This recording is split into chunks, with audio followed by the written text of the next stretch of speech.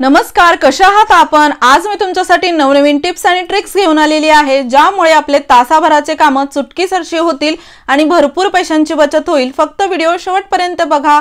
आवडल्यास मित्रपरिवारासोबत शेअर करायला विसरू नका। तर इथे आपली पहिली टिप आहे, त्यासाठी मी एक छोटासा कागदाचा तुकडा घेतलेला आहे। इथे आपल्याला कॉफी पावडर यावरती अशी थोडी टाकायची आहे। तुमच्याकडे जर कॉफी पावडर नसेल तर तुम्ही चहा पावडर वापरू शकता, पण कॉफी पावडर असेल तर सगळ्यात चांगलं। त्यानंतर इथे आपल्याला लागणार आहे कापूर। कापूरची एक छोटीशी वडी मी इथे घेतलेली आहे। याला बारीक करून आपण यामध्ये असं टाकणार आहोत। तुम्ही कापूरची वडी अशाला अशी यामध्ये देखील ठेवू शकता। अगदी मधोमध आपण हे जे कॉफी पावडर टाकलेला आहे त्यावरती ठेवायची, किंवा बारीक करून जर टाकलं तर पूर्ण कॉफी पावडर वरती हे अशा प्रकारे टाकायचं। त्यानंतर याला आपण सिल्वर फॉइल मध्ये देखील ठेवू शकतो, किंवा एखादा दिवा घ्या, दिव्यामध्ये हा कागद ठेवा आणि त्यानंतर याला जाळायचा आहे। आता याला जाळल्यानंतर आपण याचा जेव्हा धूर होतो त्यामुळे आपल्या घरातील एक तर पूर्ण निगेटिव्हिटी निघून जाते, कारण की आपण यामध्ये कापूर जाळलेला आहे। त्यासोबतच कॉफी पावडर जळते त्यावेळेस घरामध्ये खूप छान सुगंध पसरतो आणि कॉफीमध्ये जी कॅफीन असते त्याच्या वासाने घरातील मच्छर चिलट पूर्णपणे निघून जातात। एकदा नक्की ट्राय करा, खूप जास्त फायदा होतो। अगदी थोडंसंच आपल्याला हे लागणार आहे, पण भरपूर फायदा मिळतो। आणि हो, तुम्ही हा व्हिडिओ कोणत्या गावातून किंवा शहरातून बघत आहात ते मला कमेंट बॉक्समध्ये नक्की सांगा, जेणेकरून माझा व्हिडिओ कुठे कुठे पोहोचला मला ते कळेल।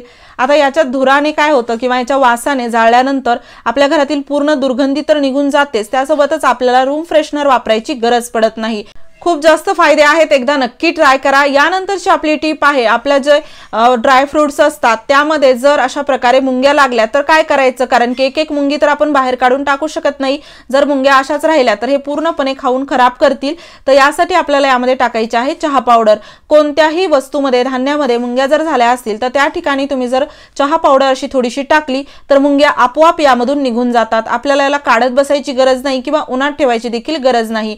याला असंच ठेवा, बघू शकता थोड्या वेळानंतर पूर्णपणे मुंग्या गायब झालेल्या आहेत आणि चहा पावडर देखील खाली जाऊन बसते, तर त्याला तुम्ही गाळणीने असं गाळून काढू शकता। यानंतर तुमच्या जर कडधान्यामध्ये जसं मटकी, मूग किंवा एखाद्या डाळीमध्ये जरी मुंग्या झाल्या असतील तर त्या ठिकाणी देखील तुम्ही चहा पावडर टाकू शकता।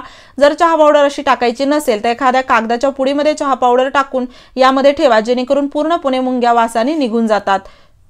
मी तर मटकीमध्ये, वाटाण्यामध्ये किंवा डाळीमध्ये अशी थोडी थोडी चहा पावडर टाकून ठेवते, जेणेकरून मुंग्या होतच नाहीत आणि आपल्याला यामध्ये जास्त वेळही द्यायची गरज पडत नाही।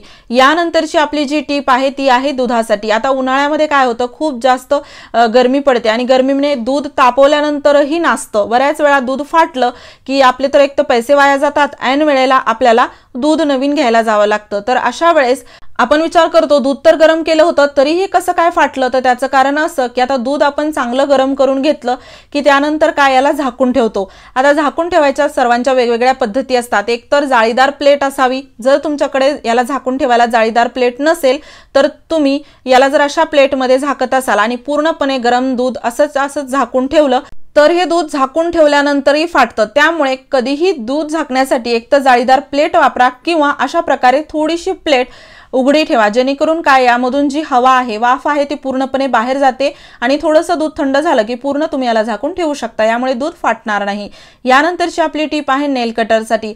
आपल्याकडे असे नेल कटर असतात, कधी कधी आपण अचानक बघतो की याने व्यवस्थित आपले नख कट होत नाही, त्यासोबतच अगदी असे शार्प कट होत नाहीत, मऊ कट होत नाहीत, आणि यामुळे काय एकतर आपण नेल कटर नवीन आणतो, याला फेकून देतो। पण असं न करता याला आपण घरच्या घरी पहिल्यासारखं नवीन सारखं धारधार बनवू शकतो। त्यासाठी आपल्याला इथे वापरायचे आहेत संपलेल्या गोळ्याचे पाकिट। अशा प्रकारचे जे जाड पाकिट असतात सिल्वर कलरचे, हे वापरायचे। यामुळे काय होतं, आपली जी नेल कटर आहे त्याची धार खराब होत नाही, अगदी ओबडधोबड हे होत नाही, शार्प व्यवस्थित ब्लेड सारखं हे छान होतं आणि त्यासोबतच काय आपले नख देखील स्मूथली कट होतात। आता एकतर याला असं कट करा किंवा अशा प्रकारे फिरवून घ्या, जेणेकरून व्यवस्थित सर्व ठिकाणी हे शार्प होतं, धारधार होतं। या पद्धतीने तुमचं नेल कटर फेकून द्यायची गरज पडत नाही आणि आपले भरपूर पैसे वाचतात आणि वेळेला आपल्याला हे काम करता येतं। आणि हो, ट्रिक आवडत असतील तर जास्तीत जास्त शेअर करा आणि चॅनलला सबस्क्राइब करायला विसरू नका। आता बघा, इथे मी याला असं धारधार केलं। अगोदर खूपच असं स्लो चालत होतं, व्यवस्थित कट होत नव्हतं, आता छान कट होत आहे। जाड जरी नख असतील तरी याने व्यवस्थित कट होतील। यानंतरची आपली टीप आहे अशा प्रकारच्या पॅकेटसाठी। आता उन्हाळ्यामध्ये कसं आपण रसनाचं पॅकेट विकत घेतो, तुम्ही जर एखादा छोटा पाउच विकत घेत असाल तर त्याऐवजी अशा प्रकारचं झिप वालं पॅकेट विकत घ्या, जेणेकरून काय होतं याला ठेवायला आपल्याला दुसऱ्या बर्नीची गरज पडत नाही। याला झिप लॉक असतं, त्यामुळे आपण याला व्यवस्थित वापरल्यानंतर बंद करू शकतो, पण याला वापरण्याची योग्य पद्धत आहे ज्यामुळे तुमचा जो रसना आहे तो जास्त दिवस टिकेल, खराब होणार नाही आणि यामध्ये हवा जाऊन यामध्ये गाठी होणार नाहीत। आता बऱ्याच वेळा काय करतो आपण, यामध्ये झिप आहे म्हणून याला दुसऱ्या बर्नीमध्ये काढत नाही, तर यामध्येच एक चमचा टाकतो आणि या चमच्याने प्रत्येक वेळी हे काढून वापरतो। पण यामुळे काय, यामध्ये हे बऱ्याच वेळा असं ओपन राहतं, हवा जाते आणि त्यामुळे यामधील जो रसना आहे तो खराब होतो किंवा याची टेस्ट पूर्णपणे निघून जाते।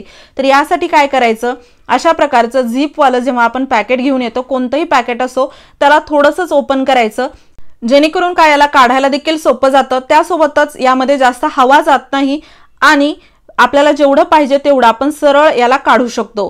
तर बघू शकता मी सहज याला असं काढून घेतलेलं आहे आणि याला लगेचच बंद केलं, जेणेकरून हे भरपूर दिवस टिकून राहील आणि वेगळी आपल्याला अशी बरणी घ्यायची गरज पडणार नाही याला टाकण्यासाठी।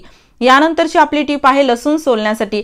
आता घरामध्ये आपण प्रत्येक भाजीमध्ये म्हणा किंवा इतर काही असे पदार्थ असतात ज्यामध्ये आपण लसणाची पेस्ट नक्की वापरतो आणि प्रत्येक वेळेस लसूण सोलायचं म्हणलं की एकतर हे खूप किचकट आणि अवघड वेळ खाऊ काम वाटतं। प्रत्येक वेळी लसूण सोलायला गेलं एकतर वेळ जातो, घरामध्ये कचरा होतो आणि त्यासोबतच नखं खूप जास्त दुखायला लागतात। तुमच्यासोबतही असा प्रॉब्लेम होत असेल तर आजपासून तुम्हाला लसूण सोलायला जास्त वेळही द्यायची गरज नाही, मेहनतही लागणार नाही आणि नखांना तर अजिबातच त्रास होणार नाही। तुम्हाला जेवढा लसूण सोलायचा आहे तेवढा अशा प्रकारे घ्यायचा आणि जरी इथे तुम्हाला असं हाताने फोडायचं नसेल तर एखाद्या कपड्यामध्ये घेऊन याला थोडं चोळलं की अशा प्रकारे याच्या कळ्या वेगळ्या होतात आणि त्यानंतर एखाद्या डब्यामध्ये काढायचं किंवा भांड्यामध्ये काढायचं। मी ते पातेलं घेतलं आहे, अगदी 4-5 थेंब पाण्याचे घेऊन याला असे पाणी लावायचं आणि त्यानंतर कुकर जे आहे त्या कुकरमध्ये आपल्याला पाणी टाकायचं आहे, अगदी थोडंसं अर्धा ग्लास एवढंच पाणी टाकायचं। गॅसवरती हे पाणी गरम करायचं, पाण्याला छान उकळी थोडीशी आली किंवा वाफ तयार झाली की याला आपल्याला गॅस बंद करायचा आहे आणि यामध्ये आपण हे लसणाचं पातेलं किंवा डब्बा अशा प्रकारे ठेवायचा। इथे आपण गॅस आता बंद केलेला आहे, 2 मिनिट कुकर झाकून ठेवायचं। वाफेमुळे आपण जे टाकलेला लसूण आहे तो पूर्णपणे असा छान इथे वाफला जातो म्हणू शकता किंवा मऊ होतो, त्यामुळे काय याचा जो वरचा भाग आहे पाचोळा आहे तो लूज होतो आणि सहज आपण याला अशा प्रकारे सोलू शकतो। यामध्ये जास्त वेळही जात नाही। इथे तुम्हाला एक एक कळी घेऊन सोलायचं असेल तर सोलू शकता किंवा परत याला एखाद्या कपड्यामध्ये घेऊन हाताने थोडंसं चोळलं तर अगदी पूर्ण याचा जो वरचा पाचोळा आहे तो निघून जातो आणि याला आपल्याला खूप लवकर सोलता येतं। अगदी दररोजच्या भाजीसाठी म्हणाल तरी आपल्याला खूप जास्त फायदा होईल किंवा एखादा कार्यक्रम असला, जास्त जणांचा स्वयंपाक बनवायचा असला, जास्त लसूण लागणार असेल तर अशा प्रकारे तुम्ही सहज पाचोळ्यापासून याला वेगळं करू शकता, सोलू शकता। बघू शकता खूप सहज यावरील पाचोळा निघून जातो, नखाला त्रास होत नाही आणि कमी वेळेत हे आपलं काम होतं। कुकरमध्ये जास्त पाणी टाकून उकळायची गरज नाही, अगदी अर्धा ग्लास एवढं पाणी टाकायचं, जेणेकरून लवकरात लवकर ते गरम होतं, वाफ तयार होते आणि आपण ठेवलेला लसूण देखील छान मऊ होतो। बघू शकता अशा प्रकारे आपण तासाभराचं काम काही मिनिटातच करू शकतो। आणि हो, तुम्हाला सर्वात जास्त कोणती टिप आवडली ते मला कमेंट बॉक्समध्ये नक्की सांगा। व्हिडिओ आवडला असेल लाईक करा, शेअर करा, चॅनलवरती नवीन असाल सबस्क्राइब करायला विसरू नका। पूर्ण व्हिडिओ पाहिल्याबद्दल धन्यवाद।